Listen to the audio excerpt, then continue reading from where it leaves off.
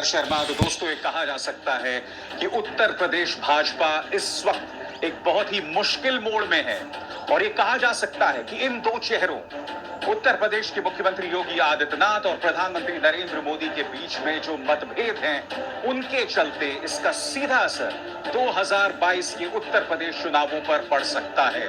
आज मैं इसको लेकर आपको तफसील से, विस्तार से बताने वाला हूं कि इस वक्त इनसाइड स्टोरी यानी कि अंदर की खबर क्या है।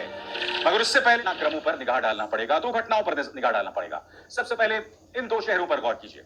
उत्तर प्रदेश भाजपा के नेता राधा मोहन सिंह और साथ ही आनंदीबेन पटेल, जो कि उत्तर प्रदेश की राज्यपाल हैं, इन दोनों के बीच में मुलाकात होती है। मगर क्या आप जानते हैं इस मुलाकात की खास बात क्या है?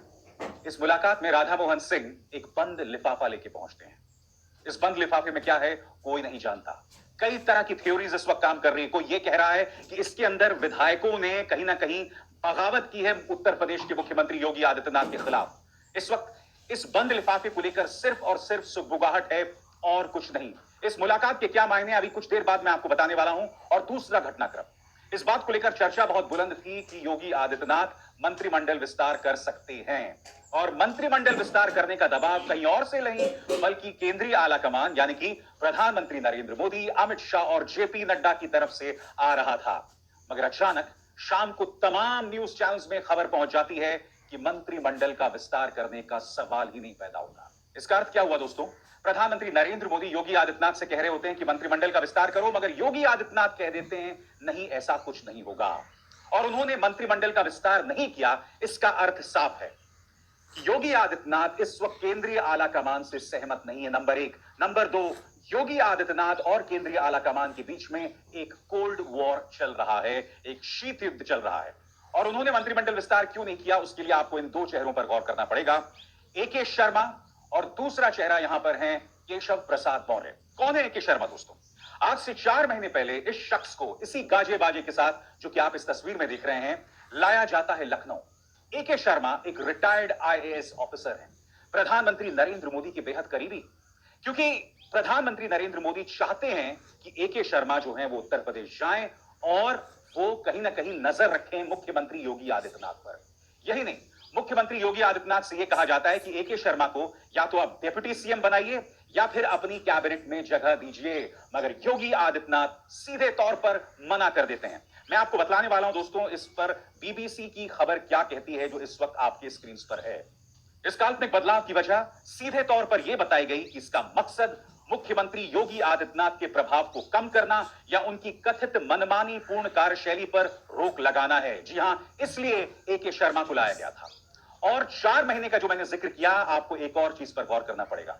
क्या आप जानते हैं कि पिछले 4 महीनों से मुख्यमंत्री योगी आदित्यनाथ और प्रधानमंत्री नरेंद्र मोदी के बीच में बैठक तक नहीं हुई, मुलाकात तक नहीं हुई। आपके स्क्रीन पर यह है वो अंतिम मुलाकात जो कि 4 महीने पहले इन दोनों के बीच में हुई थी। और इत्तेफाक देखिए, 4 महीने पहले ही ए.के. शर्मा को लखनऊ भेज दिया जाता है योगी आदित्यनाथ के सिर पर बिठाकर। मगर योगी आदित्यनाथ भी मंझे हुए राजनेता हैं। वो क्या कहते हैं आपके स्क्रीन पर? 4 महीने बीत जाने के बावजूद अरविंद शर्मा को ना मंत्रिपरिषद में जगह दी गई और ना ही अन्य जिम्मेदारी दी गई। अब यहां पर आपको दोनों पक्षों को समझना पड़ेगा। एक तरफ योगी आदित्यनाथ और दूसरी तरफ केंद्रीय आला कमान। क्या कहना था योगी के पक्ष का? बीबीसी की इस खबर के मुताबिक मुख्यमंत्री ने साफ तौर पर कह दिया कि अरविंद शर्मा को कोई महत्वपूर्ण विभाग तो छोड़िए, कैबिनेट मंत्री भी बनाना मुश्किल है। राज्य मंत्री से ज्यादा वो उन्हें कुछ भी देने को तैयार नहीं है। मुख्यमंत्री योगी आदित्यनाथ के इस कदम को सीधे तौर पर प्रधानमंत्री नरेंद्र मोदी की अवहेलना और उन्हें चुनौती देने के तौर पर देखा जा रहा है। जी हां, सीधी चुनौती प्रधानमंत्री नरेंद्र मोदी को। और यही वजह है दोस्तों, पिछले 4 महीनों से प्रधानमंत्री नरेंद्र मोदी और योगी आदित्यनाथ के बीच में मुलाकात नहीं हुई। यही नहीं, 24 मई को भारतीय जनता पार्टी की एक बैठक होती है। इस बैठक में ये चेहरे भाग लेते हैं जो आपके स्क्रीन पर हैं।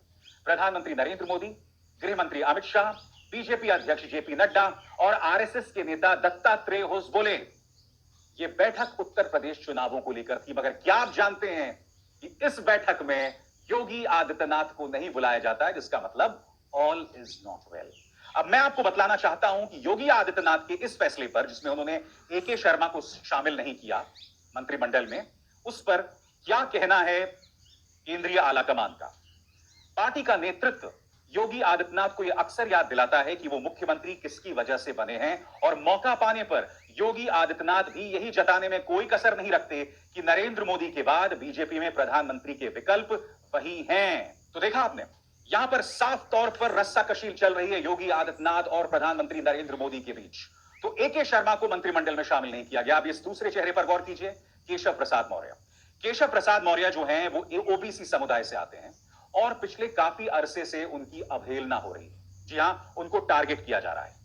उन्हें ना मंत्रिमंडल में अच्छा स्थान दिया गया है, इसके अलावा उनके मंत्रिमंडल की जांच बिठा दी जाती है, यानी कि उन्हें टारगेट करने का कोई भी मौका नहीं छोड़ा जा रहा है।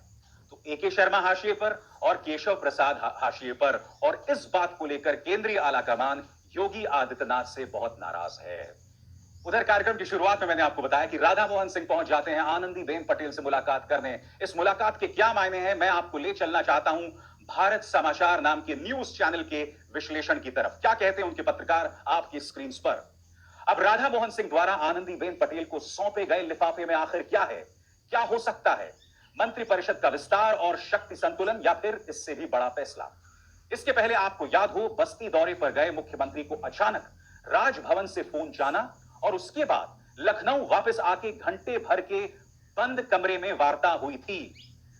यह अब दूसरी बार होने जा रहा है कि राजभवन में किसी ने दस्तक दी है, यानी कि आने वाले वक्त में राजभवन बेहद महत्वपूर्ण भूमिका का निर्वहन करने वाला है, ऐसा लग रहा है। तो आनंदीबेन पटेल का किरदार बहुत अहम होने वाला है। और मुझे आपको बताने की जरूरत नहीं कि आनंदीबेन पटेल कहां से आती हैं। आनंदीबेन पटेल आती हैं गुजरात से। जी हां, गुजरात में वो प्रधानमंत्री नरेंद्र मोदी की खासम खास मानी जाती हैं, इसलिए उनकी भूमिका बहुत अहम हो जाती है। इस बीच उत्तर प्रदेश भाजपा के अंदर सिर्फ टब्बल और जूतम पैजार लगातार जारी है। मुझे आपको बताने की जरूरत नहीं है कि 2019 में करीब 150 बीजेपी के एमएलएज ने विधानसभा के अंदर धरना दिया था। क्या किसी न्यूज चैनल ने इस खबर को कवर किया? आज तक नहीं किया। हाल ही में जो कोरोना का जो दूसरी लहर आई, कम से कम 5 से 6 विधायक जो है बीजेपी को मारे गए। इनमें से कई भाजपा के विधायक इतने बेबस थे कि उन्हें अस्पताल में जगह मिली ना, उन्हें ऑक्सीजन में जो है ना उन्हें ऑक्सीजन मिली, ना उन्हें दवाई ही ढंग से मिली। और इसकी वो शिकायत सीधे तौर पर योगी आदित्यनाथ के खिलाफ कर रहे हैं। मैं आपको बतलाना चाहता हूं दोस्तों कि इस वक्त भाजपा के अंदर, उत्तर प्रदेश भाजपा के अंदर हालात कितने खराब हैं। क्या कहना है भारत समाचार का आपकी स्क्रीन पर। पिछले एक सप्ताह से लखनऊ और दिल्ली में बीजेपी के भीतर हलचल बहुत तेज है। कुछ ऐसा अनपेक्षित चल रहा है जो अब तक नहीं हुआ। 2017 में यूपी की सत्ता में आई बीजेपी में पहली बार ऐसी घटनाएं हो रही हैं जो बताती हैं कि पार्टी को लग रहा है या लग गया है कि वक्त रहते उत्तर प्रदेश में अगर हम नहीं चेते तो हमारा हाल महाराष्ट्र, राजस्थान, छत्तीसगढ़ और मध्य प्रदेश जैसा ना हो जाए। बीजेपी संगठन और यूपी सरकार के बीच में जबरदस्त मतभेद हैं, ये वहां के स्थानीय पत्रकार बता रहे हैं और आप इससे मुंह नहीं मोड़ सकते। और दोस्तों, न सिर्फ बीजेपी संगठन और वहां की सरकार में मतभेद है, मंत्रियों में जबरदस्त मतभेद है।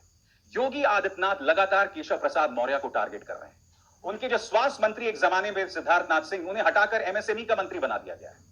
तो इससे पता चल रहा है कि योगी आदित्यनाथ का अपना एक धड़ा है और उनके आसपास 3 नौकरशाह हैं। और वो कौन से 3 नौकरशाह हैं?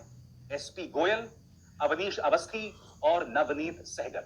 जी हां, ये तीनों जो चेहरे हैं वो कहीं ना कहीं योगी आदित्यनाथ के हैं और के साथ हैं, और वो कहीं ना कहीं उनके जरिए, इन 3 चेहरों के जरिए उन लोगों को टारगेट करते हैं जो योगी आदित्यनाथ को